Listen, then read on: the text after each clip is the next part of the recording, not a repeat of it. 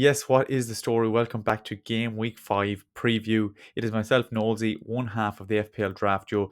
Today's video is going to essentially be based around all listener questions. We're going to look at some common dilemmas, play a game of this or that, and then get into the waivers where we have a serious amount of players for all league sizes. So let's get into it. As you can see, there is a serious amount of questions this week. Thank you as always for sending them in, either on Instagram, Twitter, wherever you may find us. If we don't answer your question on today's episode, we'll try and get to them usually on a Thursday night on Instagram. So if you're not following on any social media, make sure you do. We're going to start off with some common dilemmas, but before that, we're going to have a look at the best fixture runs so that we can have some sort of context to the answers for these questions. So what we have on screen is, on the left hand side, we have our best fixture run. This is posted by FPL Consult and my good mate FPL Era. And on the right hand side, we have some XG tables. XG for attack, XG for defense.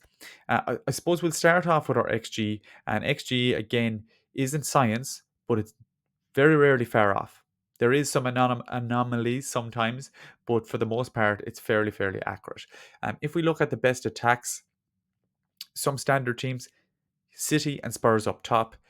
City clear 2.02 expected goals per 90 and Spurs 1.83, although they haven't really been producing it this year.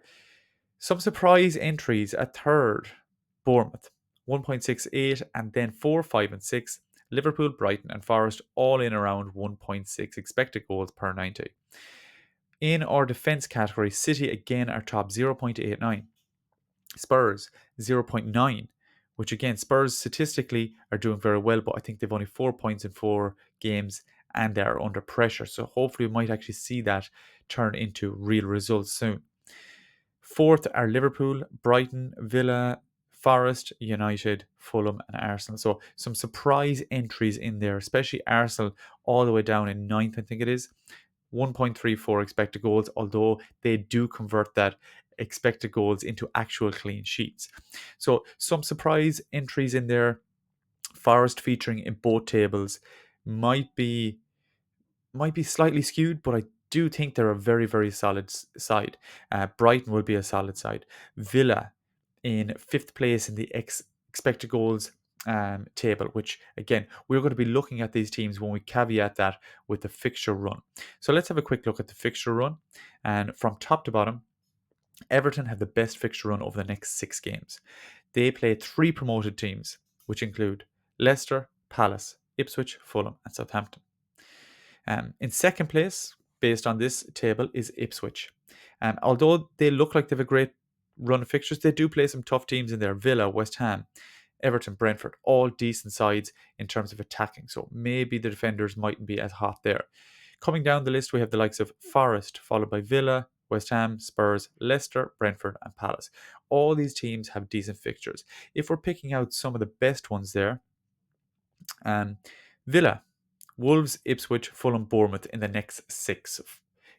They also have United and Spurs in there, but the issue with Villa is they will be playing in Europe as well, so maybe some rotation in there.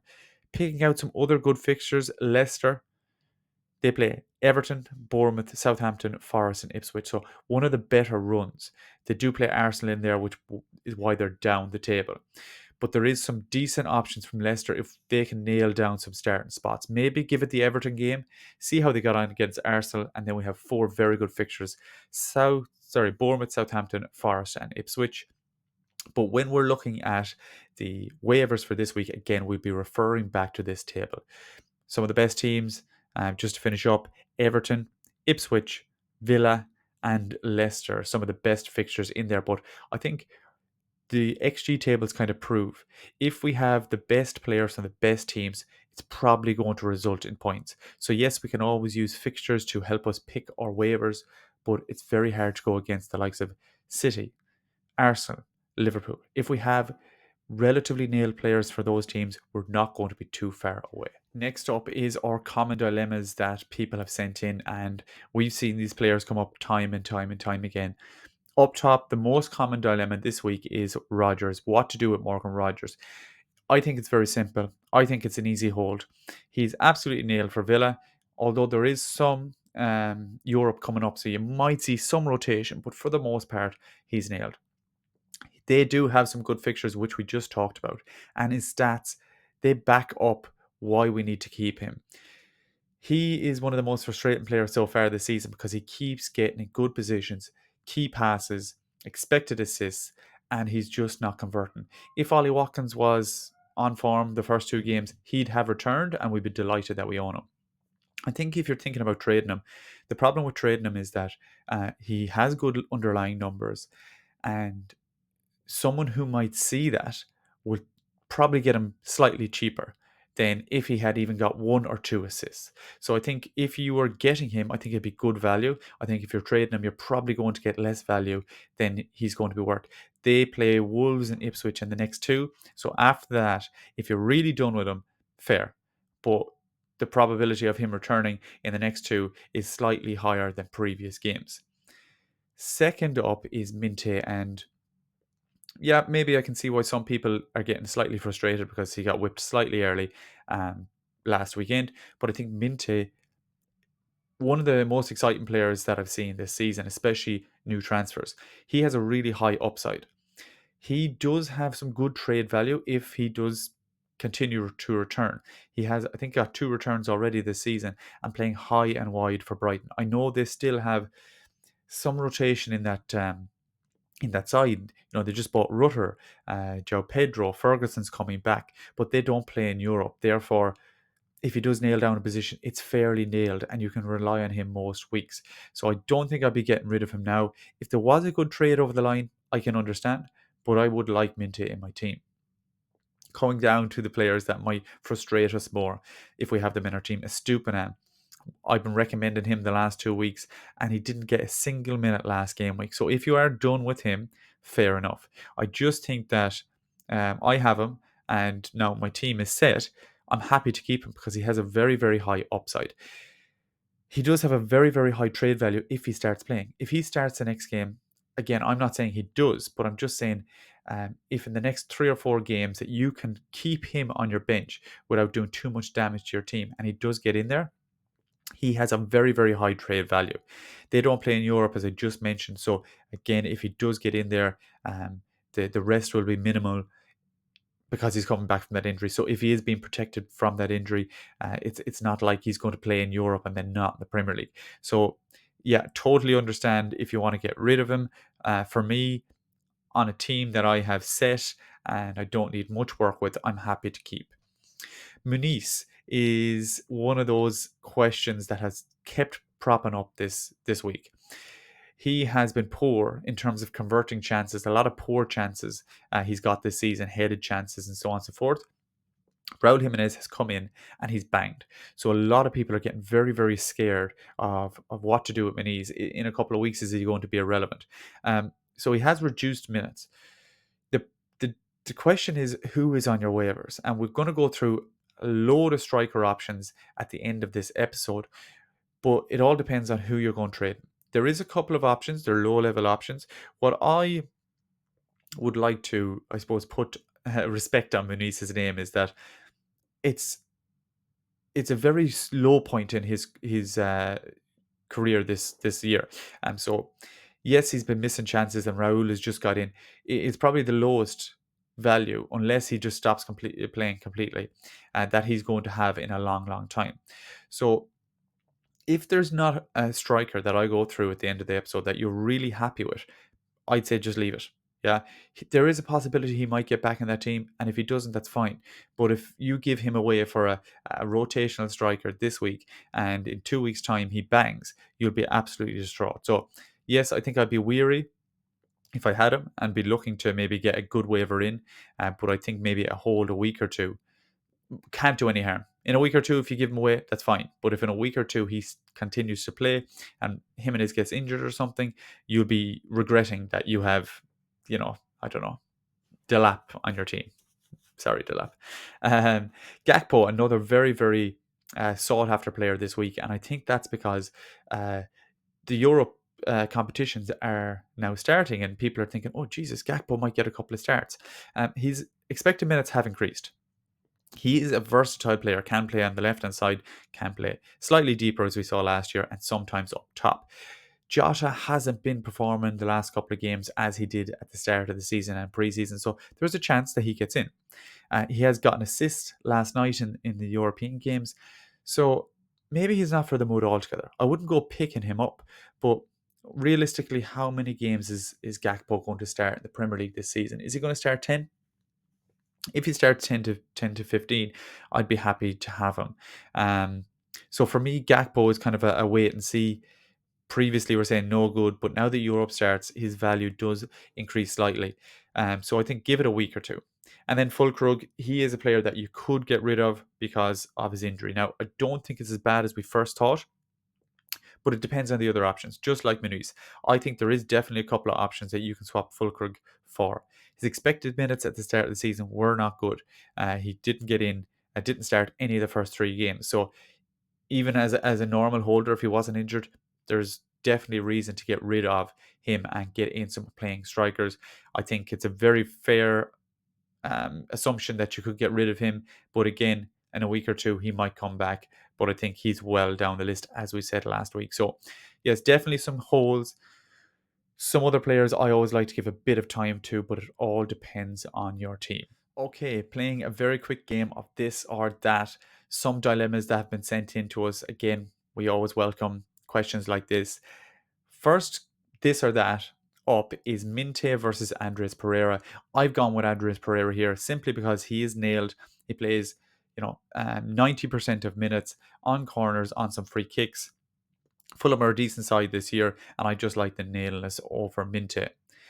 Second up is Ramsey versus Felix. And I'm going to go for Ramsey here, although, again, we talked about him last week that it could be a relatively short term. He looks like he's first choice for the next couple of weeks. Buendia is coming back. We said there's European games. Barkley played the last day and played well. So there is some slight rotation, but I'm just not confident in Felix and Chelsea. He played very poor the last day when he came on for a cameo. And now they just added Sancho, who played well. And Nkunku got a goal. So for me, Felix is a real headache in my team. I have Ramsey, and I'm happy enough to keep him for the next couple of game weeks. Next up, we have a goalkeeper dilemma, Sells or Verbruggen, and I think this one is slightly easier. Sells, Forest have, we saw it in the stats, very good expected goals conceded. They have some very good fixtures coming up, and he looks like he's nailed down, although there was some doubts at the start of the season. So easy W for Sells for me. And then we have our boy Gakpo again. Gakpo versus Ferguson. And Ferguson does look like, a shining light coming back from injury, but I do think he's going to be given time. Brighton have purchased some players. We have a new manager. There's a lot of variables. Gakpo, there's not much upside with him. I said that he's a rotation risk and all that, but again, we kind of have to go with the players that are playing with the better side. He's already played some minutes in the Premier League.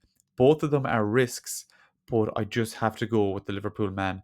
Hopefully Ferguson will come back into it and will be an option fairly soon. But again, that could be dependent on João Pedro's injury. I don't think it's too big. So I'm going to go with Gakpo on that one, but hopefully Ferguson will prove me wrong. On to our defender section of the podcast, and we're looking at some short-term picks for defenders. In the top position, I suppose we can call it, I have the Forest boys. And for the next 5 games, or next 6 games, 5 of them are 2 on the FDR. Again, FDR can be slightly misleading, but Villa are a good side, and we saw that represented in the expected goals charts. They have sixth best XG conceded, as I mentioned, and I have some options here. Milinkovic, Murillo, both absolutely nailed centre backs. And I think that's the reason why they're doing so well. Both of those are absolute stalwarts. One kind of off the ball option is Alex Moreno, who came into the side last week, played very well, got his clean sheet, played 76 minutes or something like that. Is a bit of a yellow card merchant. He reminds me of a Digne, did play left back for Villa as well. But I think he's going to be the most likely one that you can pick up on the waiver. Murillo, Milenkovic are probably taken. So for the next 5-6 games, decent options that you might want to rotate in and out. Second up my list, and a very exciting player, is Sugawara of Southampton, right back, playing very advanced. He already has banged a goal. I think it was the first goal of the season that Southampton scored. but his stats are really, really good. He has one expected goal involvement, and he's had that. The goal was a very low expected chance. So his actual expected goals overall is 0.25, not too bad, but his expected assists are 0.78. Caveat that with his shots. He has 1.3 shots on goal per game for a right back slash right winger and 0.8 shots on target. So he's class as a defender. He does get very, very far forward. And if you look at the fixtures, Ipswich, Bournemouth, Leicester, they have some very, very good fixtures. Now, Southampton are not great at the back, but they do like to keep the ball. They actually are playing some good football, just not getting the results. Him as a kind of high upside short term pick, I'm very, very excited about. And then finally, Everton defenders. How often do we suggest these and they just do nothing? But Mikolenko, probably under the radar because he came off injured. He seems to be fine, and they just have a really, really good run of fixtures. So if you want to play the fixtures, you have them Everton boys as well. Brathwaite actually might be on the way back as well. So if he's on the waiver, could be a rest of the season pickup with his expected goal involvements, usually really high. But a couple of options there for the next 5 or 6 game weeks in defence. And some punts as defenders. First up, guy we recommended 2 weeks ago, I think it was, Davis of Ipswich.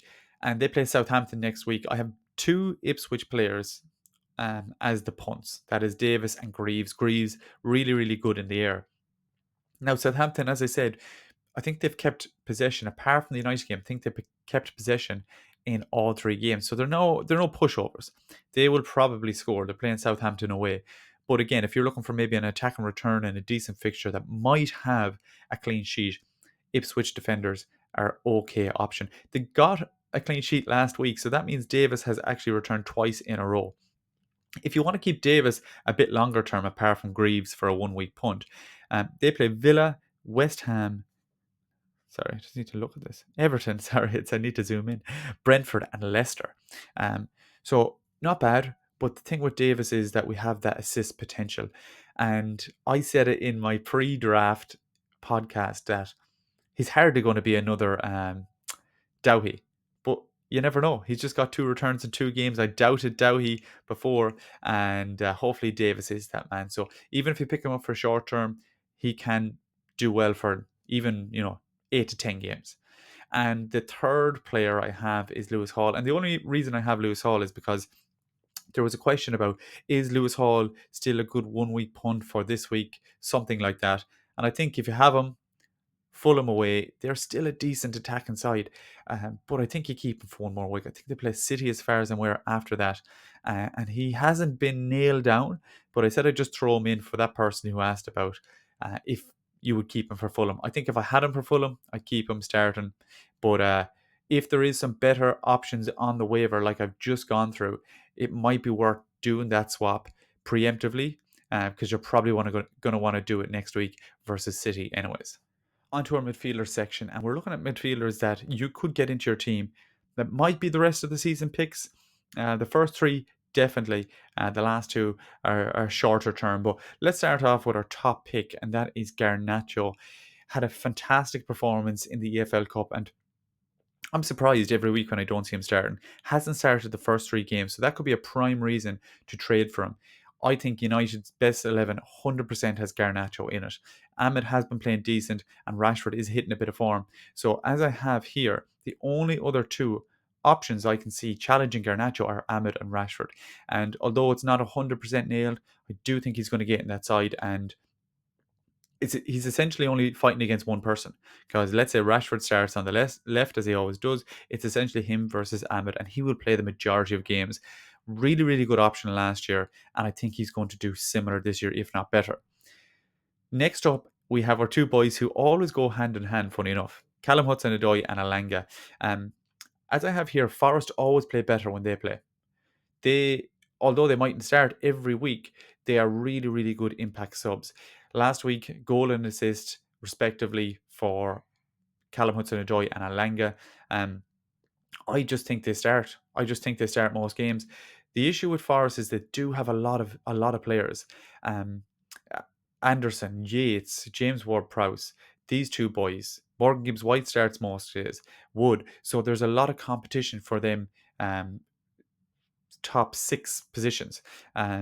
Now, I do think Hudson-Odoi and Elanga are better than every one of them on the wing as wingers.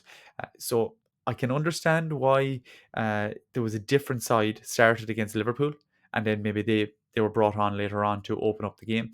But even if they don't start, I think Forest fixtures and their explosiveness are worth a pickup. I think I'd go Elanga over Hudson-Odoi. I know Hudson-Odoi banged the goal last week, but I think Elanga plays more minutes. Either are great options. Last up, we could have our Wissa replacement in midfield, and that is Kevin Shade. Kevin Shade was tipped to have a very good season, started some games, but hasn't got in there consistently. I think this Wissa injury is going to be very good for him, and he is that prime replacement to start up top. Second player I have with him is Carvalho, who just banged a wicked bicycle in the EFL Cup. He can play numerous positions. So one orientation that you could have is Carvalho on the left, Shade in the middle, and Mbeumo on the right. And the other one is essentially Carvalho playing slightly deeper with Lewis Potter on the left-hand side.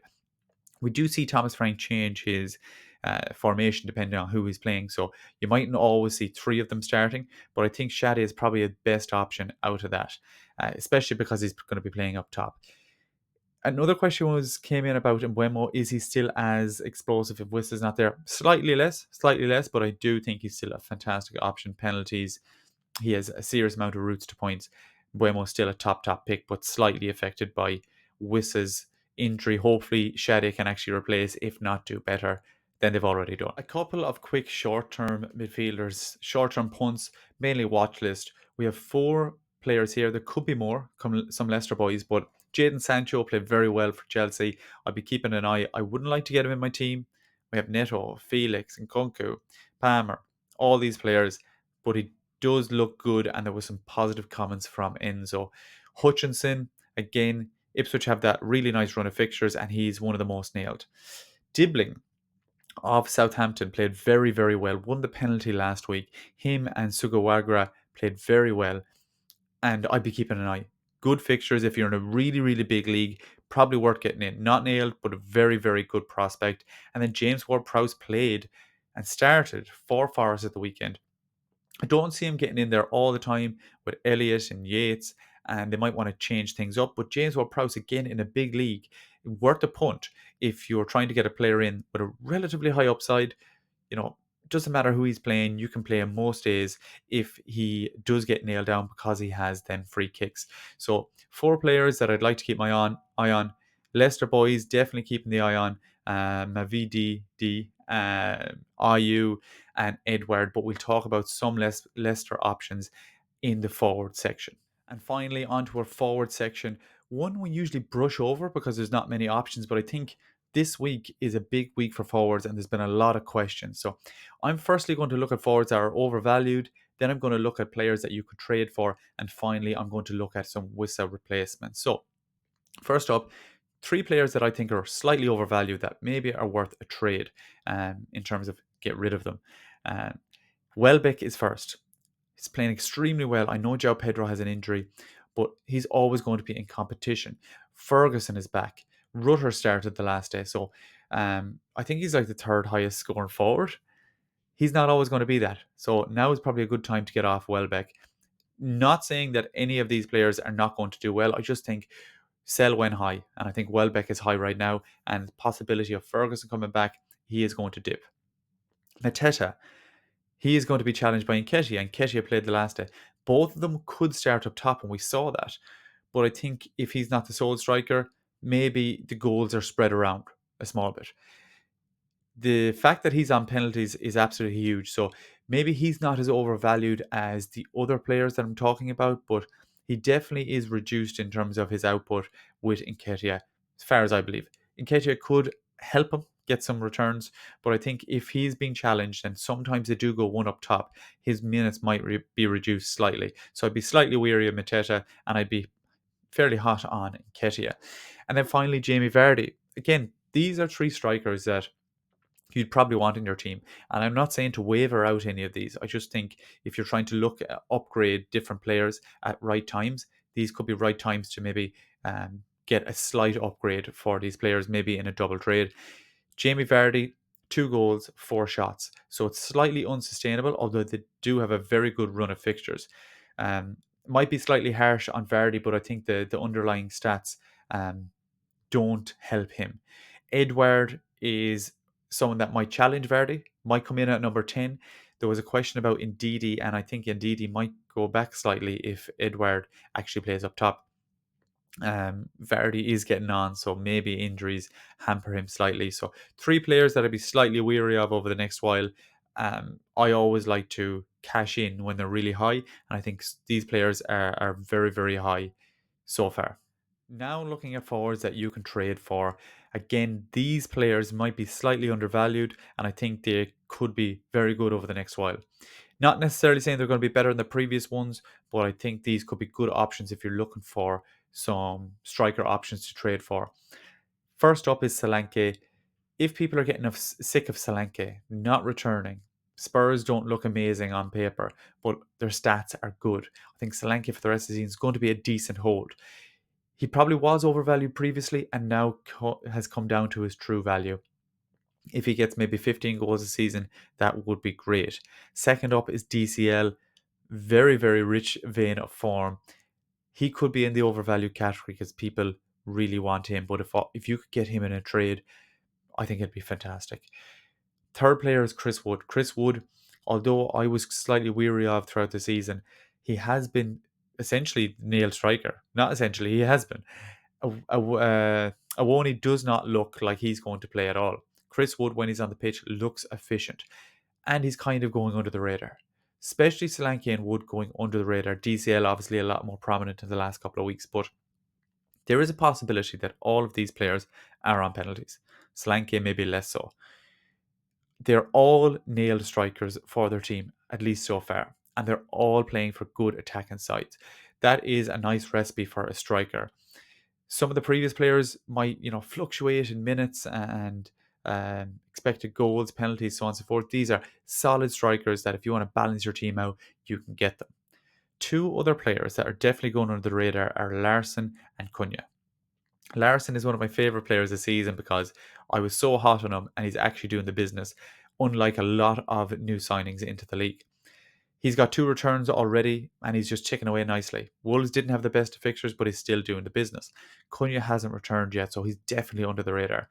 They have 2 very tough fixtures coming up, but after that, they have a run of like 10 games where they have fantastic fixtures.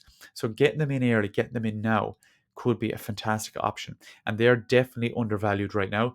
And again, when I talk about undervalued, overvalued, it's not all about comparison. It's all about getting the best value out of your players. So if you can get Cunha in a trade for an okay striker that in a couple of game weeks time might be playing or not playing for a fantastic team, that is a good deal. It's not all about having the best players at the best times. It's about getting the best out of your players. So 5 strikers that I think are slightly undervalued, going under the radar, that could be good options for the next while. And on to our final section, Wissa replacements. You could essentially swap this with Muniz replacements if you wanted to get rid. There is a lot of strikers that I could take in place of Wissa. Some I've mentioned before, Nketiah, Matete, even Vardy, all the players I said that you want to trade for, they're better than an injured player. Now, before we talk about the replacements, I think you have to weigh up, is it worth it? Someone tried to trade me Gabriel Jesus for Wissa. I had him on my team. And Wissa's out for 2 months. Now, it could be longer, it could be shorter. And I was like, yeah, sure, why not? I was going to put him on the waiver anyways. But then I looked at the waiver and I was like, there's no one that I want from the waiver. So what's the point of getting Gabriel Jesus in my team? I could just wait. I looked at the fixtures. I'm like, how many games is Gabriel Jesus going to play in the next 8?